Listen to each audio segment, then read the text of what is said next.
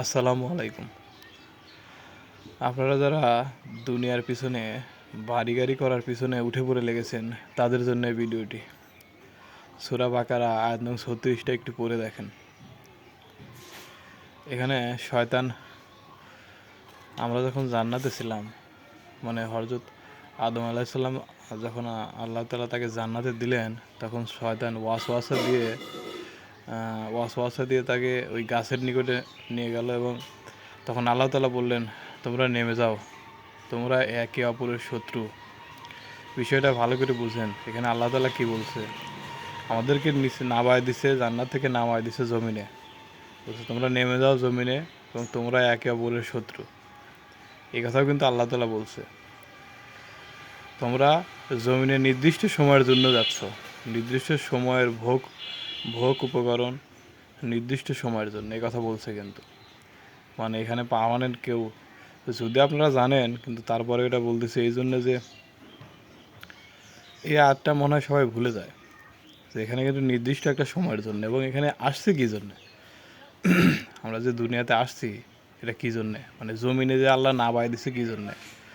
যখন আদম আলাইহিস সালাম তার ভুল বুঝতে পারলো, তওবা করলো, তখন আল্লাহ তাআলা জমিনে নামায় দিল এবং এই কথা বলল যে তোমরা নির্দিষ্ট সময়ের জন্য জমিনে যাচ্ছ, এবং জমিনে আমরা আসার পরে আমাদের এখানে কাজ কী সেটাও বলে দিছে।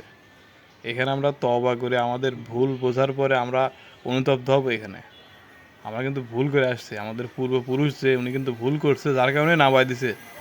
তো এইখানে কি আমরা এই দাম্ভিকতার জন্য আসছি এখানে? আফসোস, এটা ভুলে যায় কী জন্য যে আমরা তো এখানে আসছি তওবা করার জন্য। আর এখানে যারা ভালো কাজ করবে তাদের জন্য আছে, আল্লাহ এগুলো বিস্তারিত বলে দিছে, যারা ভালো কাজ করবে তাদের জন্য আছে জান্নাত, আর যারা খারাপ কাজে লিপ্ত থাকবে তাদের জন্য আছে জাহান্নাম। এটা আপনারা সবাই জানেন, কিন্তু আমরা ভুলে যাই কী জন্য আমরা এখানে আসছি, কী জন্য আর কী করতেছি। তো যাই হোক, সবাইকে রিকোয়েস্ট করবো একটাই, যে আপনার ওই সূরার ব্যাখ্যাগুলো বা সূরার মানে বাংলা মিনিংগুলো একটু ভালো মতো পড়ে বুঝেন বিষয়টা, ঠিক আছে? শুধু হুজুররা বলবে, হুজুরদের কথা শুনে যে আপনারা ডিসিশন নেবেন তা তো না। আল্লাহ তাআলা তো কোরআন শরীফ পড়ার জন্যে তো বলছেই, মানে পড়ার জন্যে না, বোঝার জন্যে।